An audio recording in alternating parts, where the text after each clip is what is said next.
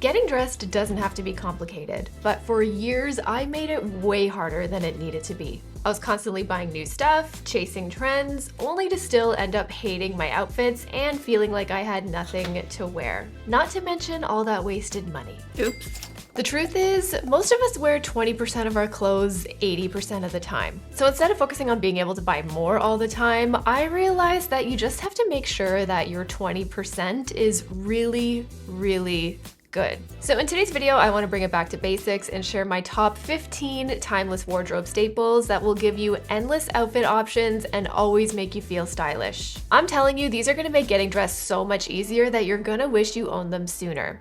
Starting with my favorite, the plain white tee. Okay, listen, there is a reason that every single wardrobe list you ever look up is gonna start with a t-shirt. But not all t-shirts are created equal. If you wanna know which ones are worth the money, I did a video breaking that down right here. But some things I always look for in a high quality t-shirt is that they are made of 100% cotton. You wanna make sure it's breathable and comfortable against your skin, and this way you can wear it no matter what the season. I also like to make sure that the collar has a really nice structured neckline that won't lose its shape after I pull it and stays in place after washing. Honestly, there's nothing more sloppy, and you're gonna feel sloppy in a t-shirt that gets all wavy and wobbly and loses its shape after a couple of washes. This t-shirt is one of my favorites. It's the Clean Cut Crew from COS. It's nice and heavyweight. It maintains its shape and structure. It's not see-through, and it just looks really chic and polished. But some other brands that I really like and that have held up really well for me in the past are from Uniqlo, Everlane, and Arket. So I'll also leave those linked down below if you want to check them out. And if a white tee is a bit too plain for your style, then go with what you like. If you don't like a crew neck, then try a V-neck. If white or black isn't your vibe, then get something that's striped or colorful or even graphic. So if a perfect t-shirt is the base foundation of any wardrobe, then I think your natural next step is going to be a good pair of jeans. If we're talking classic of classic denim, then I'd personally recommend a straight leg cut that you can still breathe in when you sit down and that hits you just at the ankle bone in length. I think that length and cut gives you the most versatility when it comes to what you pair it with, and it's just going to be the most timeless overall. So if you're looking for some classic straight leg styles, I would recommend a Levi's 501. I'm a sucker for the vintage ones myself, but I also really like the Everlane 90s cheeky jean, the A Goldie 90s straight jean, and the women's high-rise 90s jeans from The Gap. But I do think here that denim is so personal. Some of us might need a bit more room in the hip, or you might prefer a wider leg or silhouette. The important thing to focus on with denim is how the fabric is a bit more timeless, and the shape and silhouette is something that's going to be more personal to you. You know what, not every occasion calls for a t-shirt, and that's where I think a button down comes in. It's another classic that's been around for decades, and I think it's super easy to style all year round. I like to look for three things when it comes to my button downs: that they're made of 100% cotton, they have a nice bit of structure rather than being really loose and flowy, and that they are slightly oversized. I truly feel like there's endless outfit options when it comes to a button down. You can wear it open as a jacket in the summertime, you can tie it around in a bunch of different ways, or use things like pins, brooches, and belts to create more interesting shapes and silhouettes out of this basic. And I even like to use it as a contrast piece, especially when I pair it with things that have a little less structure, like my silk skirts and trousers. If a button-down shirt acts as a tool to add some structure in your wardrobe, then so does a pair of tailored trousers. I think when you start to look at the pieces in your wardrobe as tools, then that's when you start to see their potential and how they can mix and match and interact in your wardrobe, not just in the outfits that they create, but in how you want to feel when you're getting dressed and the vibe that you want to give off. If you want to feel really commanding, tailored, polished, then a really good structured trouser is going to help you do that. I prefer mine to be pleated with a wide leg silhouette, and I always like to make sure that they're made out of mostly natural fibers, so things like wool, tropical wool, and sometimes even cotton or tencel. This pair here is from Tibi, but I've also really loved the trousers from COS, which are 100% wool and even adjustable at the waist, so amazing. And the Everlane way-high pants I've also had for years.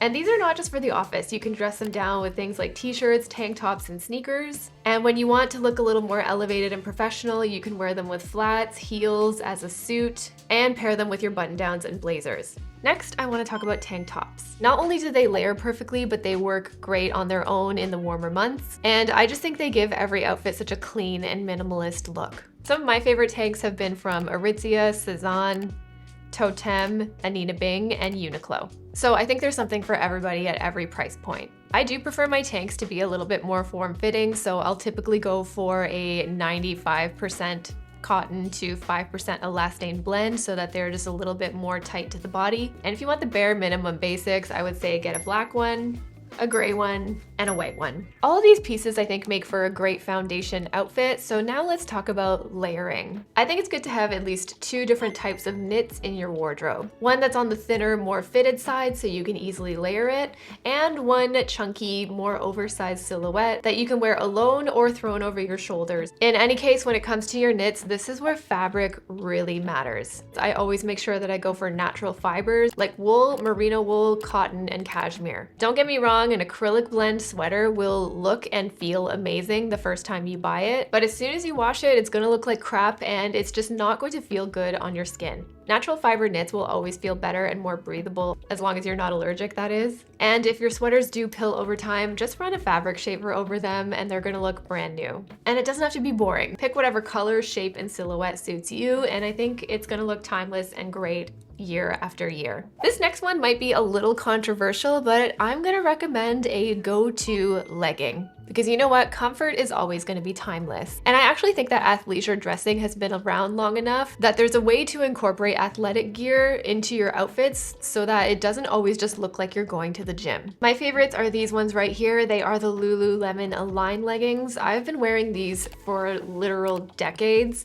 They are butter soft, they have a really nice flattering high rise, they don't lose their color and shape in the wash, and they aren't see-through. Although I personally wouldn't want to get too used to wearing my leggings every day in my outfits, I do think that there's a place and time for them, and this is where I would really use them as a tool to lean into contrast dressing and juxtaposition. So if you want to wear your leggings in an outfit, instead of going for your matching Pilates jacket that just makes you look like you're on your way to the gym, that's where you can grab other elements that we talked about, like a really structured button-down shirt or a more elevated piece of knitwear. Leggings definitely have their place in a wardrobe, but it's really all about how you style them and what you pair them with.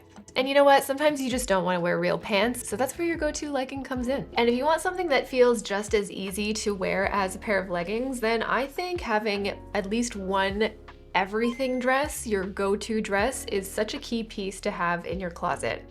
And even though I myself am not much of a dress wearer, I can definitely appreciate the idea of one item dressing and just kind of throwing something on and being done. And because I don't have a lot of dresses, I want that dress to be really good. I want to be able to wear it to a formal event and look elevated and like I belong there, and I want to be able to take that same dress and dress it down so I can wear it in my everyday and get that cost per wear, which is why I'm a huge fan of a simple slip dress. It's so simple and minimal, but I think it packs such a punch. And you know, it wouldn't be a video of mine if I didn't talk about having at least one tailored blazer. Blazers are one of my core wardrobe staples. I have multiples in my closet and I think they just go with everything.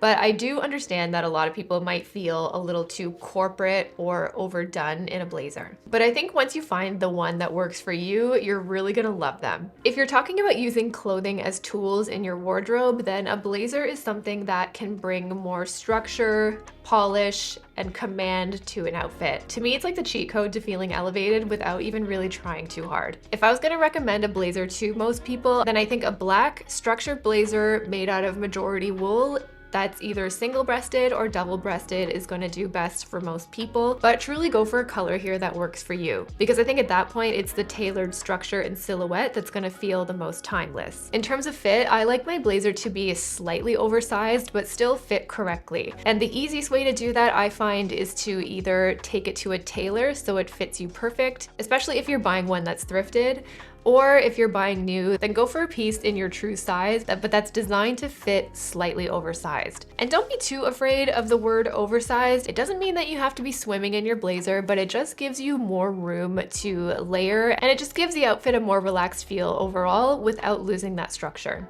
Now let's get into footwear. So I think a timeless wardrobe is one that stands the test of time, but in your own closet, I think it's also the one that you actually wear. So when it comes to footwear, you're gonna wanna make sure that you have a really comfortable sneaker in there.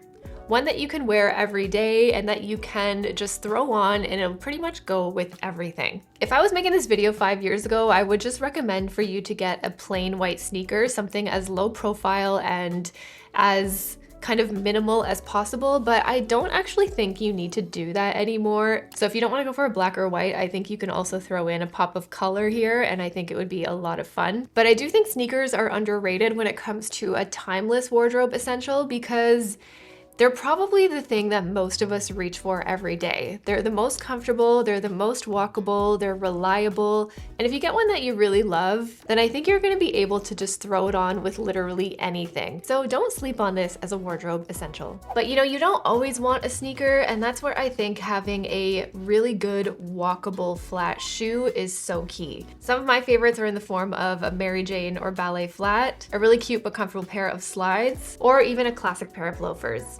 So with the footwear, it's really choose your own adventure, but I think it's nice to have a little bit of variety here, because I feel like footwear can be such a game changer when you want to change the vibe and the feeling in your outfit. If I were to throw on a sneaker with a pair of jeans and a t-shirt, it's going to feel more casual, versus if I throw on a nice polished ballet flat or even loafer, then it's going to give off a different look.